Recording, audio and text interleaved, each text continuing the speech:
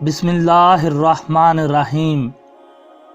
السلام علیکم پیارے دوستو، امید کرتا ہوں آپ سب خیریت سے ہوں گے۔ اگلے وقتوں کی بات ہے، دور پار ملک میں کوئی بادشاہ رہتا تھا۔ وہ بڑا نیک اور عوام کا خیال رکھنے والا حکمران تھا۔ ایک دانا سفر کرتے کرتے جب ادھر سے گزرتا تو اس بادشاہ سے ضرور ملتا۔ ایک مرتبہ وہ اس سے ملنے گیا تو اس نے دیکھا کہ وہ بادشاہ بہت رنجیدہ تھا۔ دانا مسافر کو بادشاہ کی افسردگی اور پریشانی پر بڑا افسوس ہوا۔ اس نے بادشاہ سے پوچھا، اے حاکم وقت، پریشانی اور افسردگی کا سبب کیا ہے؟ بادشاہ نے اشارے سے کہا، پھر سے بولو اور زور سے بولو۔ اس دانا نے چلا کر افسردگی کا سبب پوچھا تو بادشاہ نے کہا، سبب یہی ہے کہ اب میں بہرا ہو گیا ہوں۔ بادشاہ کے بہرے پن کا حال سن کر اس دانا نے پوچھا، اپنے سننے کی قوت اور حس ختم ہو جانے پر آپ کو بڑا افسوس ہوگا۔ بادشاہ نے کہا، ہاں، وہ کون ہوگا جسے اپنے کسی نقصان پر افسوس نہ ہوگا، اور یہ تو ایسا نقصان ہے جس کی وجہ سے میں زندگی کی بہت سی خوشیوں سے محروم ہو گیا ہوں۔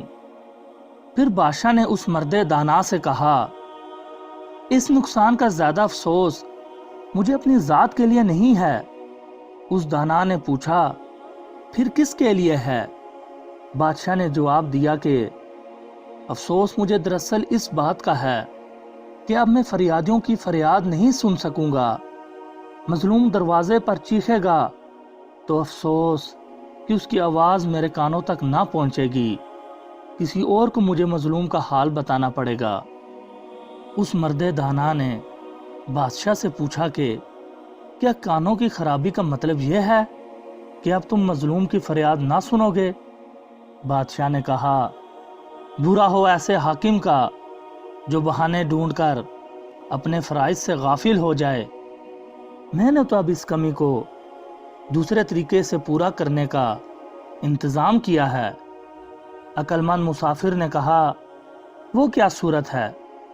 بادشاہ نے کہا، اللہ کا شکر ہے کہ میری آنکھیں اچھی ہیں۔ اب میں نے یہ حکم دیا ہے کہ کوئی لال کپڑا نہ پہنے، صرف وہی پہنے جو مظلوم ہو۔ میرے محل کے دروازے اس شخص کے لیے کھلے ہوں گے جو لال کپڑے پہن کر آئے، اور میں خود صبح شام بستی میں گھوما کروں گا۔ جسے لال کپڑے پہنے دیکھوں گا اس کی مدد کو دوڑوں گا۔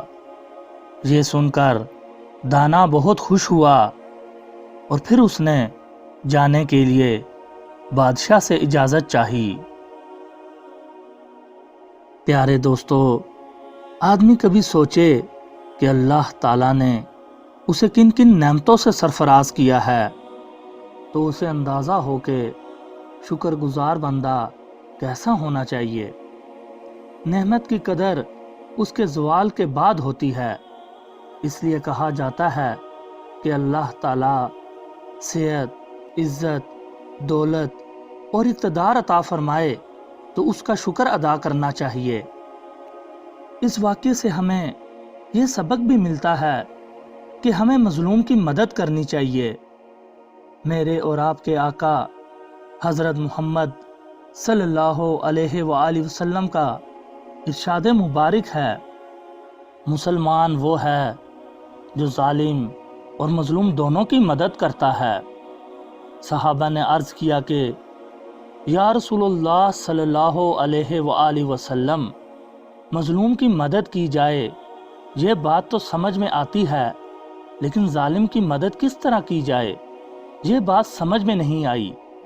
آپ صلی اللہ علیہ وآلہ وسلم نے فرمایا، اسے ظلم سے روکو، یہی اس کی مدد ہے۔